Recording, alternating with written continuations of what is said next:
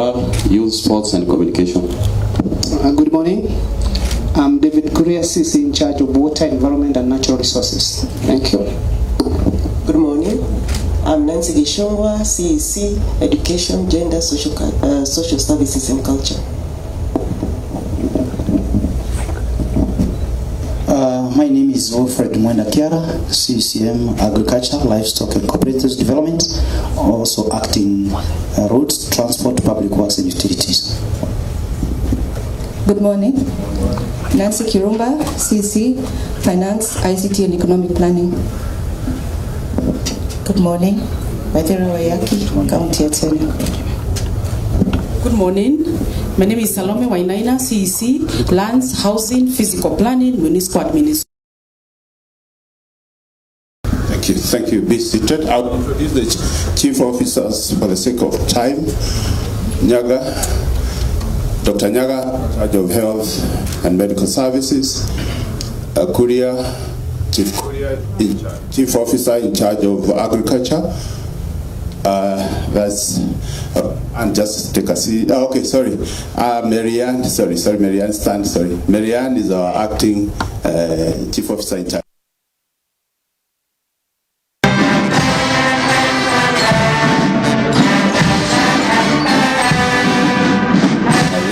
ICT and Supply Chain Management. Thank you, Zach. Then we have Charles Gikonyo. Charles Gikonyo is in charge of Administration and Public Service. Then we have, thanks Gikonyo. Then we have Edmond Jehia. Jehia is in charge of he wears many hats.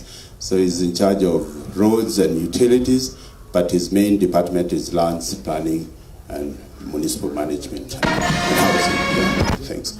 So I'll hand over this to our Deputy Speaker to introduce the leadership of the Assembly. Thank you. Thank you very much, Your Excellency, the Governor of Kiambu, member of the Assembly, CECs, directors, and our visitors. Good morning.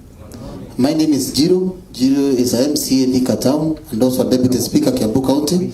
I want to take this opportunity to welcome our members. Stand and they'll say his name. Ndio tuendelee. Let us start with the Mheshimiwa Nduta. She is Mheshimiwa Nduta, MCA Rimuru Central. Honorable Beth, MCA Nyamdoma. Honorable George, MCA Mwihoko. Honorable Buru kutoka Kameno. Honorable Sibi, our nominated MCA. Honorable Mama Yo, MCA Kabete. Honorable Eric, MCA Odhero. Honorable Irimo, nominated MCA. Honorable Kamku, member for Bibirioni. Honorable Chege, Dan from Gatongora Ward, Kamakis. Tuko na mwingine naitwa Honorable Odis Power, member for Kawaskari. Tuko na Mheshimiwa our host, Honorable Koina, MCA Kiambu Town. Thank you very much. Ile kitu tu ningakuomba Your Excellency, wakati hao watu wamekuwa tumepatia kazi, wanaenda induction, ningeomba tu machia wao wanaenda wanaongea pamoja ndio wajue vile watafanya kazi, sababu ni kazi ndio kwa tunashikana from the assembly, including the house, all the house members of the county assembly, wote Your Excellency, wakienda wajuane kazi itakuwa rahisi.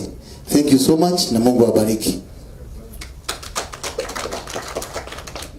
Thank you.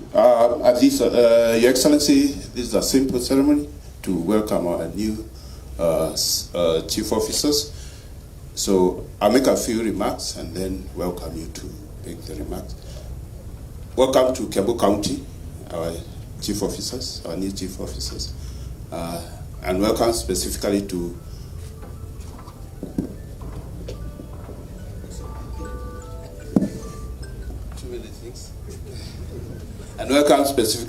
Naivasha. This is called Naivasha. So if you expect to travel to Naivasha for conferences, this is where we hold our conferences. The governor will talk more about that. But for me also is you engage with the chief officers that you'll find, engage your staff, engage your chief of your CECs. These are the policymakers. They are the people who will make you succeed, because they also fight for resources at the cabinet and also at the county assembly. But for us, we want you to enhance efficiency and service delivery for our people. That's why you've been brought on board to help the executive deliver its mandate. But also, it's important that you must be intentional in your work. What you do, you must be very, very intentional in that you want to succeed, isn't it? You must want to succeed and succeed well. When you succeed, all of us succeed as a county. The other thing is the government works differently from where you are. Some of you are in private sector, some of you are in own businesses. Government works differently. But you must not be what our governor calls frozen. You must not be frozen by the system. You must always maintain your light up. Kabisa, studio. Don't allow it to be swallowed sometimes by the system. And I want to leave you. There's a song called "Light Up Your Candle." Okay, light up your candle. So light up your candle. Let your light shine before others, that they see your good works. So then you know, and then we glorify our good Lord. Thank you, Your Excellency. Welcome.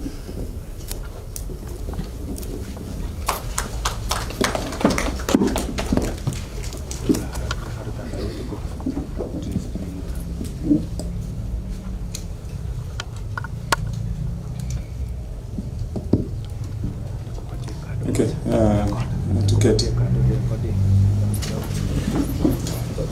thank you very much. County Secretary Acting, shukrani sana, our members of County Assembly, led by Deputy Speaker, and the entire team, and the chairs who are here, our CCs, our chief officers who are here, our incoming chief officers, not yet fully chief officers, no. And as well, I was wondering, County Secretary, protocol-wise, whether we should first get our people to sign in before addressing them as chief officers, because in the eyes of the law, they are still raia. And once that is done, then we can discuss about matters internal and what is expected of them. But however, even as that's being prepared, I take the opportunity to welcome all of you. And I see we have quite some guests. I'm sure those should be close members of the family of our new appointees. Nataka kwanza niwasalimie kwa salamu zake Mwenyezi Mungu. Bwana Yesu asifiwe.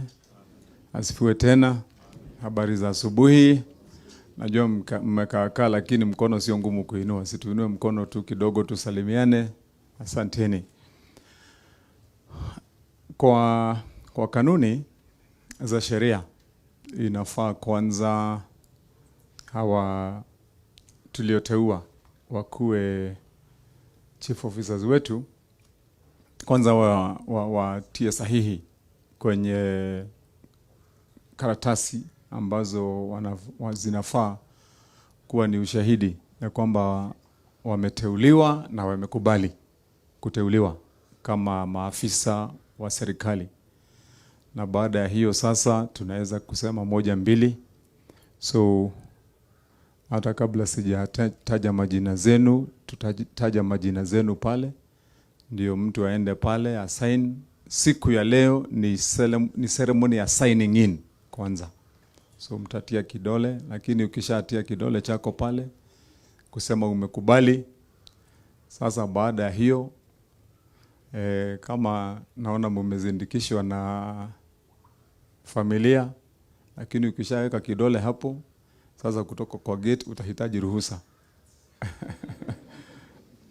Kwa hivyo ndio nimesema sasa tuanzie kwa ile ya kawaida, alafu tuseme moja mbili. Of course on a light touch, but then from there we have the right in the eyes of the law to address you as our chief officers and cover those things. So I think we first proceed with that process. And then once that's done, we can have our word. So you can give the county secretary the microphone and we proceed. Chukua microphone. Then once you call in, then proceed there, go sign. Is our incoming crop production, irrigation and marketing.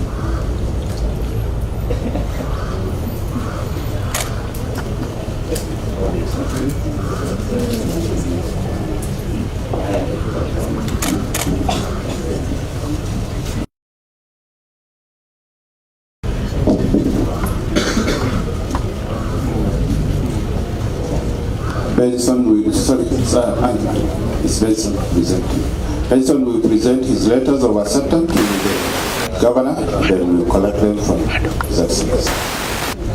The next person is Simon Irango Kiberenge.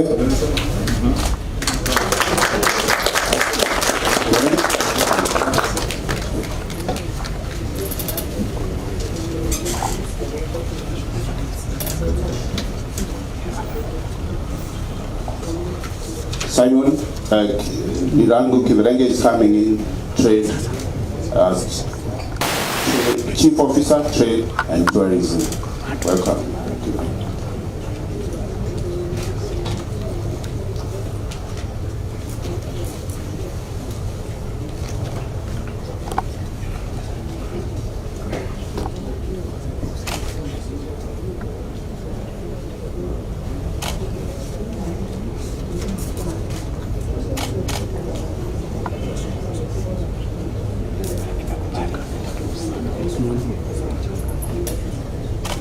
Thank you.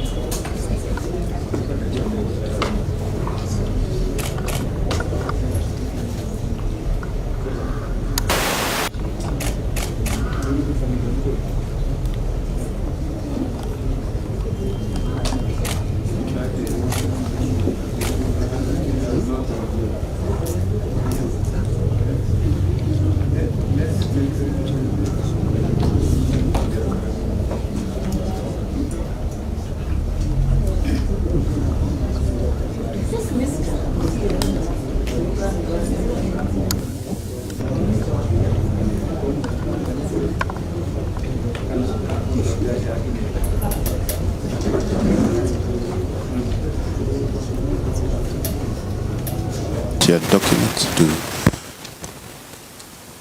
your appointment letter to the governor, His Excellency the Governor, to signify your acceptance ya hiyo kazi. Makofi kwa daktari. The next person is Elvis Kihika Kungu. Elvis Kihika Kungu is coming in to be Chief Officer Intergovernmental Affairs. Welcome, Elvis.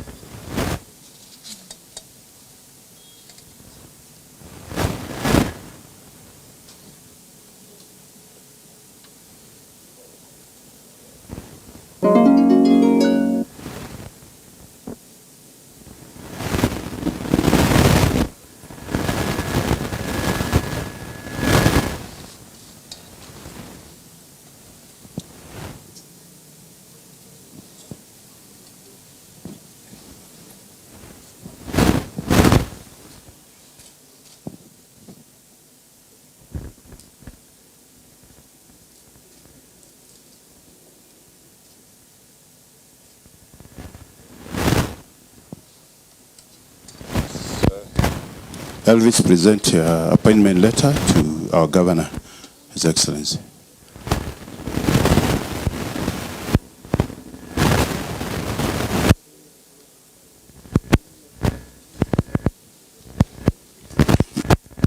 Makofi.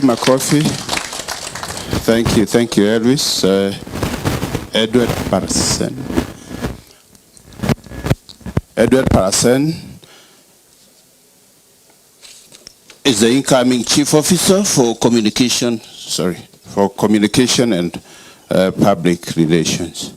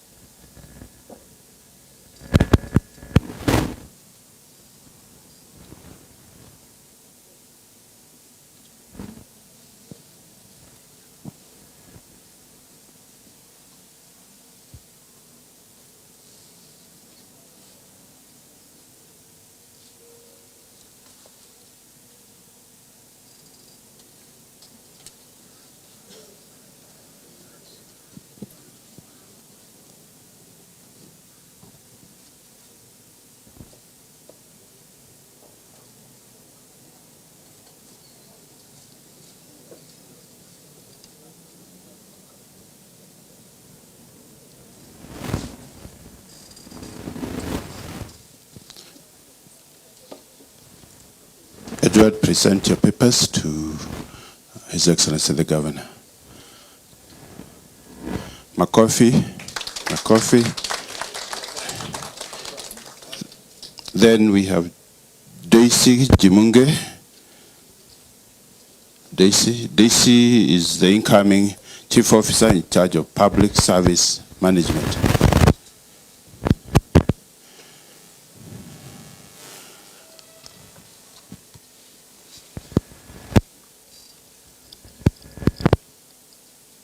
You can sign with your pen if you're comfortable. Like Parsen alikuwa amebeba kalamu ya 20,000. Hiyo nimeiona.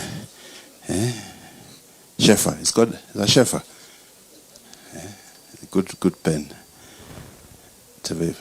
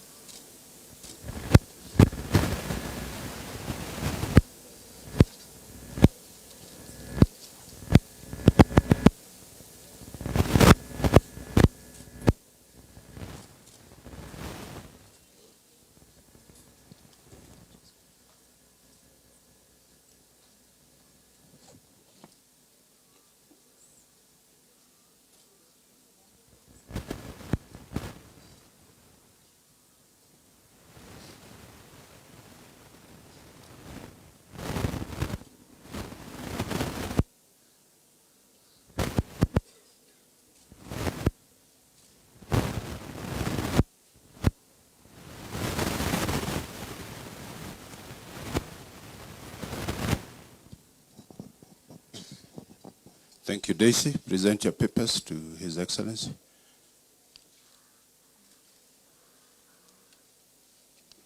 Makofi kwa Daisy. Next person is Julie Njeri Waweru. Julie Waweru is coming in as Chief Officer in charge of service delivery. Welcome, Julie.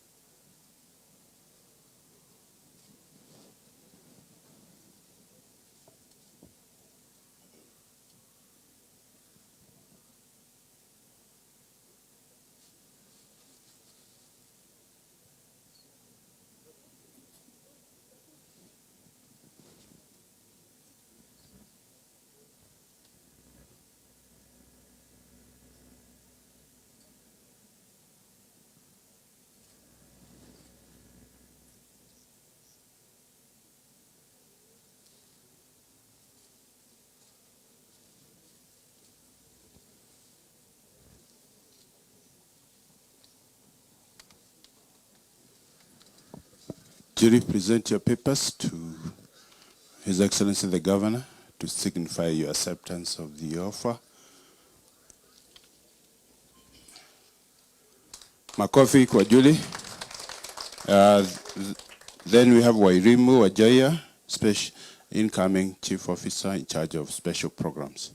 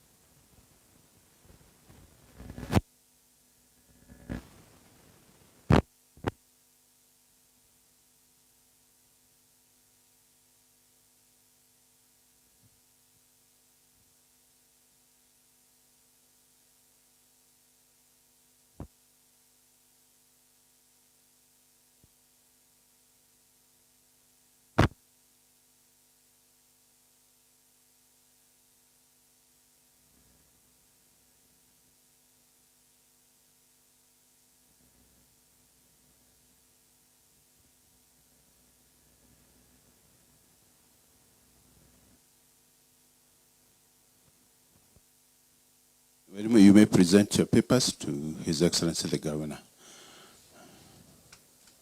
Makofi for Wairimu.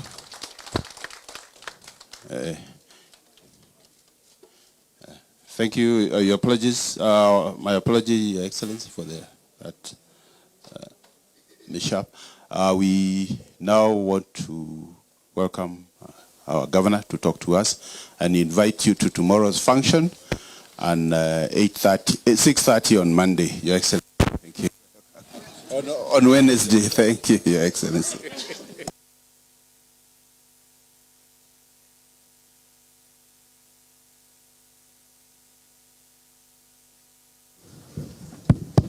Asante. Tukae chini basi.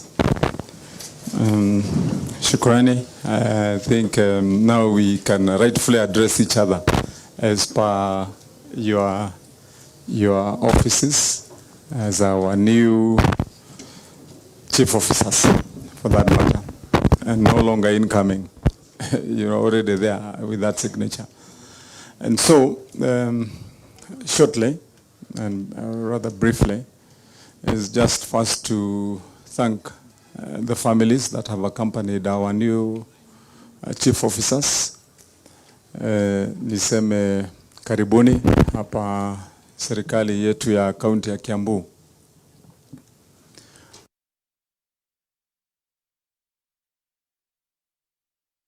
Hawa wakati nyinyi mupo, hawa wenye tumewazindikisha siku ya leo, they are in safe hands. They are in a good place. Don't be toned or turned down by the nature at which we decide to keep our events, that we decide to keep them not necessarily pompous. Most of you may have expected a bit of fireworks, a bit of balloons, and a little bit of color, but we intentionally choose to keep this at the level which we want to keep our people, and that is grounded, so that we can see things at the level at which we should be able to see them. That notwithstanding, ni waambie our new officers ya kwamba you applied for the job, you made sure that you are conversant with what you are looking for. All the terms, conditions, scope were all included in the brief that you got. And you got into this situation because you wanted to, not because we wanted to. We want officers, of course, and there's a whole wide range of officers we can look for to serve with. But the incentive and initiative starts from yourself, because you chose to put your first foot forward and make that application. And you went through the whole process from your application to being interviewed and finally being accepted. You went through the rigor of subjecting yourself and presenting yourself to the county assembly to be vetted. These members behind here took you the process until finally, out of your own will, you find yourself where you are. And for us on this side, and especially for me as a governor, that is key for us to now connect with our engagement moving forward on a voluntary basis, such that moving forward, all the things that we agree we are to do together are done because we are both willing. You are willing for a partner, and you are willing to be that partner. We are a government that has been here for about a year now. We spent our past 1 year acclimatizing, catching up, getting things to start rolling. Where we sit, we can't, or where we stand for that matter, because you're not sitting, we can't claim as a government that we are anymore in the learning stage. We are now on the roll. We are on the run. I want to let you know that we are expecting you to pick this up the way an athlete picks or takes a relay baton, because you take it on the run, because that's where we are. And so, just even for simple formalities, we may not have the luxury of coding you so much of it. You'll get onto the job and get going and start running. Each one of you have a correspondent. We have CECs who are here. We have fairly fully fledged departments and directorates where you find people you can team up with and get now to learn and understand and gel and mesh into the fabric. We are intent as a government, and myself especially as a governor, on a retuning how this has been done before. We've come into a county government that had a lot of work to be done, and we've embarked on that tough job of reorganizing, rebuilding, and getting things to run. My expectation is that once you get in, you have the wherewithal, you've got the mindset that you're getting and joining a team that is intent on changing the direction that this county has been moving into. And so my demand as a governor is not for good. My demand is not for better. My demand is for the best. And so there are things that you must be ready to do as an incoming officer of government. There are things that you must be ready to do. We run a fairly strict work plan in this government. As you heard my acting chief officer there, Ndeg, was saying, that, probably invite you to tomorrow's function. As most of you know, tomorrow is Jamhuri Day, so we have got our county celebrations at Kirigiti Stadium tomorrow. So as officers of government, actually what happens is you're not to be invited. You are to be asked that you need to be there. We shall invite your family and request them to come, but for you, you're supposed to be there. And then he said, after that, then probably ask them to meet on Monday at 6:30 in the morning. On Wednesday, 6:30 in the morning. But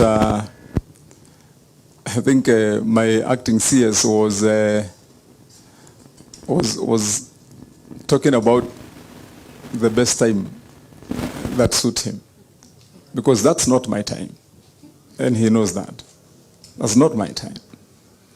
It is my requirement in this government that officers at the level at which you join should be ready for business in the office, and not any other office, but in the office of the governor by 6 a.m. The governor reports here every day at between 5:15 to 5:30. So every time when you report, you'll not be reporting to wait for the governor. The governor here is always in office. For all the days that I work from Monday to Friday, between 5:15 and 5:30, I'm normally in the office. So there are a few sacrifices you need to make, Elvis. As you gain friends here, you have to make a few enemies. You make friends with these guys you find here. We are good people.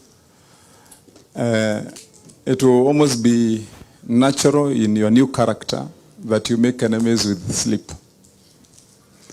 Because if, as we move on, then we find that you don't tune into the rhythm, and that's why I started from where I started, then just like in every other event in life, there is a time to come together, and there will be a time to part. But it's my hope and faith that we are committed enough not to let us get to that point.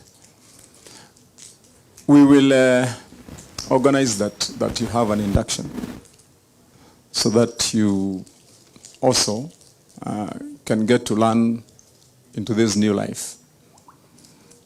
Maybe a handful of you, maybe 1, 2, 3, I've not looked strictly into your CV, but probably just a few of you maybe have worked in the public sector. Here the story is a little different from our private sector engagements. Here you have to be hands-on, you push things a little more than ordinary, but we'll get to learn that on the go. My team behind me here, I will ask of you that we welcome this team into our fold. Be magnanimous, be generous, be welcoming, open up. Let them know what they need to know to join the team. And more so, we don't see each other as competition. We see each other as a team. And that's how we expect even each one of you comes here ready to adjust and get going. We are yet to get all our chief officers. We are just a part of the team that we want to build of chief officers. We have others who are coming after you. The dockets that you serve are fully fledged. If you've come in as a chief officer in the Department of Agriculture in crop production, we don't expect that you are naive about the roads that lead to your place where people do your agriculture.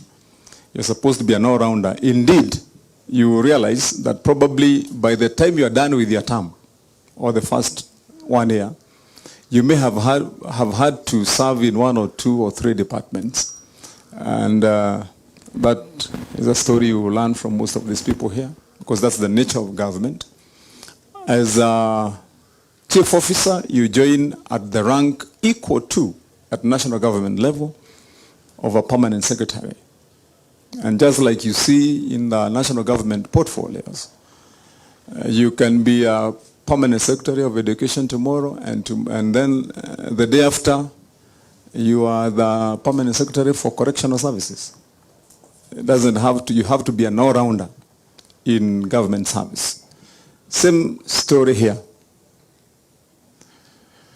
Let me not wind up without highlighting some of the fundamental and core principles that I hold clearly true, dear, and as a bare minimum. Number 1 is your integrity in our processes. Because I want to probably use light examples. Most of the time, when people get an opportunity to join government, the impression is created that government is a place of deals. That once you get into government, you have an opportunity to make easy money. because here there are tenders that flow. You can call a few of your relatives too. That there are deals you can cut with people because money here flows. That is not so in the county government of Kiambu. And I want to first discharge myself with clarity to all of you. And it even falls in better, just in case we don't agree on some of those principles, because your people hear you. And they know that it was said in their presence. Here, integrity is non-negotiable. It's non-negotiable. So I will not entertain, I don't entertain at all deal makers here in this government. If you have the opportunity to be the one to call the shots in a transaction where millions and millions of shillings will be dispensed off to another party because either they give a service and you're the one entrusted to do that, then you must do it with integrity. And if for any one reason we catch each other at crosshairs, that we don't discuss. And I want to be clear about that to all of you as we come in. So let that sink on its own and understand, internalize that that's who we are. That is the new Kiambu County that we are building. Secondly, it's your commitment. The governor, I've said this many times even to the team that I found here, we are trying to make the best of it. But the job description of a governor is not a micromanager for your directorates and departments, so that the governor is chasing you down the road every day because you have not met or done what you're supposed to do to the letter. My expectation is that once you take on your job, you're clear, you have your notes. My colleagues here will tell you that when you come to my meetings, come with your notebook. Don't come and listen to me and nod your head. You come with your notebook. Everything that we say, you take it down in your notes, because we have no time to come and repeat to you again and again and again. And the human mind is not a computer to store whatever. Your human mind cleanses and deletes stuff. That's how you forget. So I expect that when you come in with your notebook, we have our talk, go and implement your things and report to the governor. And in this case, in collaboration with your CECs, and don't expect me to chase you down the road. I believe that we have good people in you, because I looked at some of your CVs, and you are people willingly, if that is so in your mind and in your heart as you move in, who are capable of managing your responsibilities on your own, from start to the end. That's my expectation. That you take up on a task, churn it out, implement it, get things done, finalize it, report, work done. That way we can serve the county, and our wananchi will be happy with what we are doing. So that one, on commitment also, that one is, again, one of my key pillars. And then lastly, is on your consistency. And this also we have to agree that we start on a Monday, we close on a Friday, and we are ready. We are ready every time, per sin. Yes, that there are no barriers between our relationship on Monday and Friday and between Friday and Sunday. We are the same. And you are an officer of the government, even on Sunday morning. So when duty calls, be ready to rise up to it, my friends. That's how we are working here. So I just want you to be clear in your minds that we have not come for a holiday. The reason why you are told this is called Naivasha, where we are today, is because when I came here into this county, I found one of the things to deal with, and that we have had to deal with, is wastefulness of public resources. You find that when your department has the opportunity to plan for a small event, and this is how the lifestyle was here before, that you're supposed to plan to go and meet farmers or to go and meet any group of interest, and you're supposed to organize a meeting. The norm was that you start to plan for a meeting where you're going to do here in Kiambu town, you start from Naivasha or start from Lake Bogoria and invite all your officers, invite all your drivers, and then 10 of you, directors and others, and the chief officer and the CEC are on a troop all the way to Bogoria. You lodge there in car bills. Each one of you in the hotel where you're paying 10,000 a day, have a per diem of 10,000 a day, spend a week, then you again roll down here to come and announce that now, lo and behold, the meeting that was supposed to happen here just behind is now well planned. And behind you is an expenditure of probably more than 3 million that has been just squandered for nothing. That was the norm when I came in here. Indeed, for your information, the county government of Kiambu, our annual disbursement is 13.5 billion. Out of that 13.5 billion, you find that our salaries are about 7 billion. But then on top of that, runner-up to that is recurrent expenditure, almost 4 billion, 4-point-something billion. When you break that down, part of it is what I'm talking about.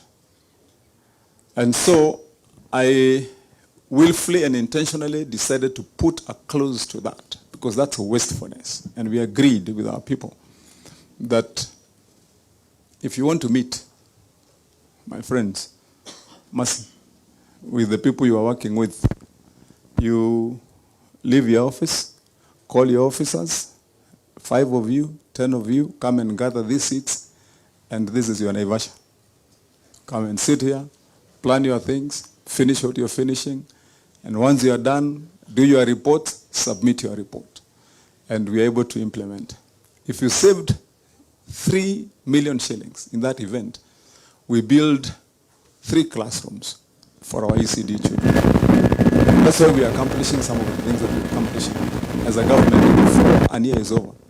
You get to learn some of them as you get in here. In less than 8 months, now we have built complete ECD centers in about 83 schools. Complete. And our centers, an ECD center is a complete center with 2 classes, PP1, PP2, an office for the teacher, ablution block, and a PlayStation for the kids. Complete.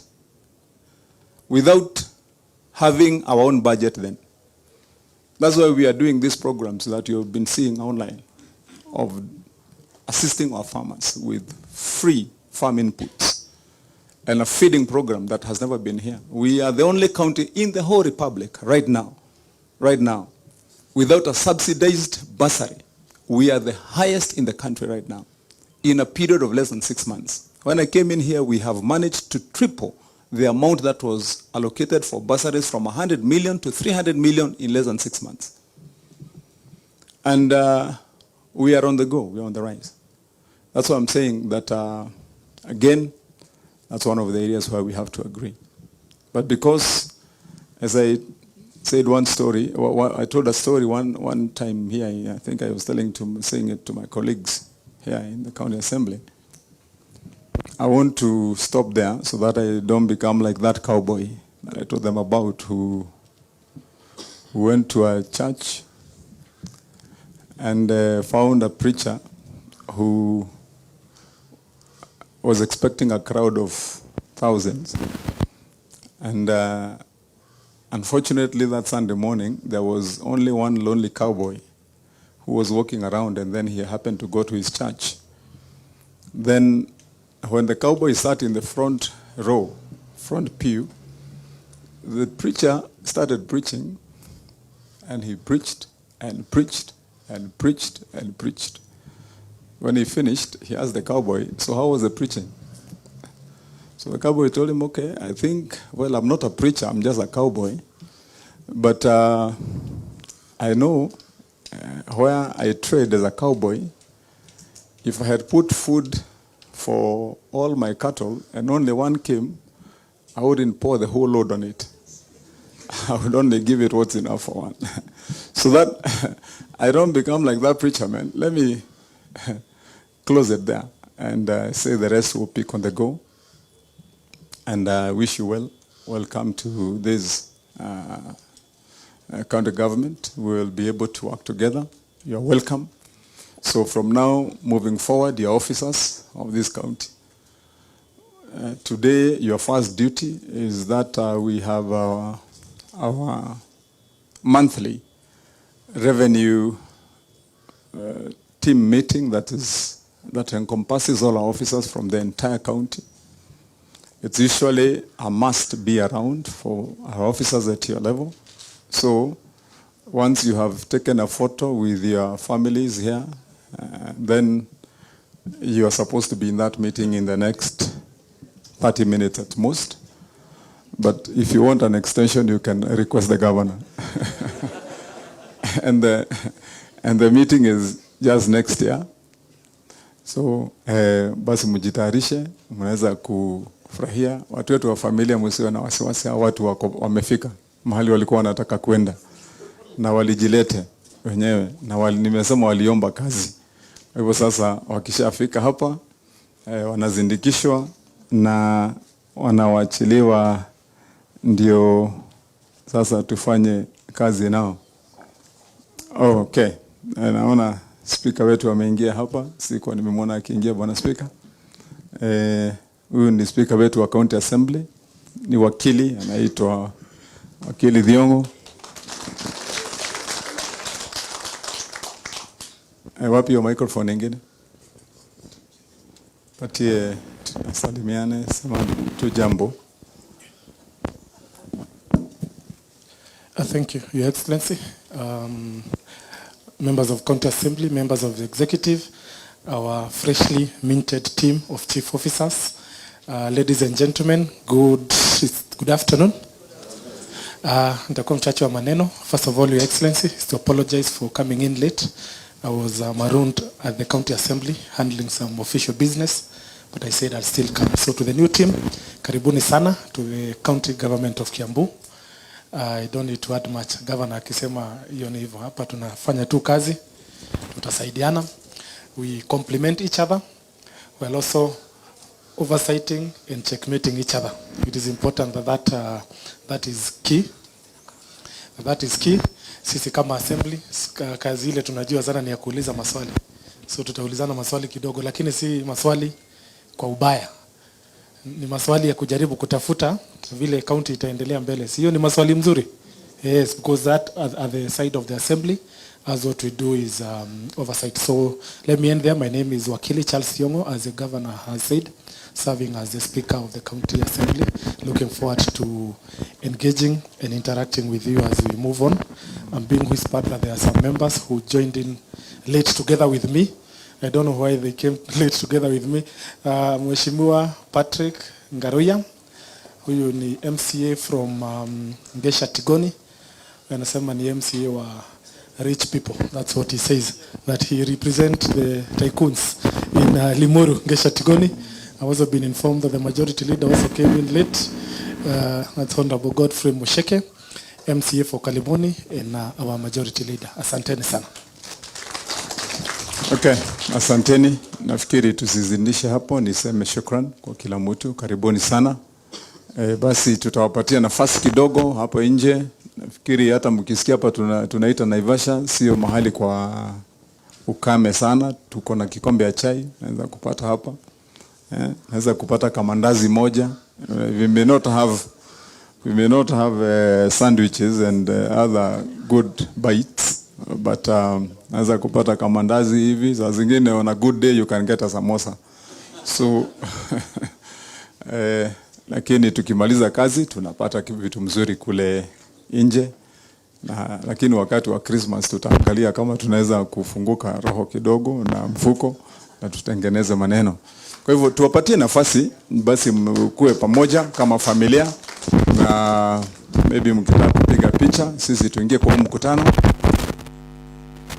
Sasa karibuni sana, Mungu awabariki. Sasa wakati tuko na ile sherehe nzuri, tutawaita nyinyi watu wa familia ile sherehe sasa mzuri yao. Sasa siku hiyo tutapata wakiwa wamevaa kabisa, na nyinyi mkuje mkiwa tayari. Sasa hiyo tutakuwa na sherehe ile ya kufana mpaka tutapiga hata rumba. Sasa kwa hivyo Mungu awabariki na watende vyema. Asante. Mbarikiwe sana. Haya. We kindly ask you to have a session with us, a photo session outside. I'll also ask my colleague, CC Sports, to wait for us. Just pray. In the name of Allah, it was possible. Bismillahirrahmanirrahim. Alhamdulillah Rabbil Alamin. Ar-Rahmanir-Rahim. Maliki Yawmiddin. Iyyaka na'budu wa iyyaka nasta'in. Ihdinas siratal mustaqim. Siratal ladzina an'amta 'alaihim ghayril maghdubi 'alaihim. Amin. So the national anthem.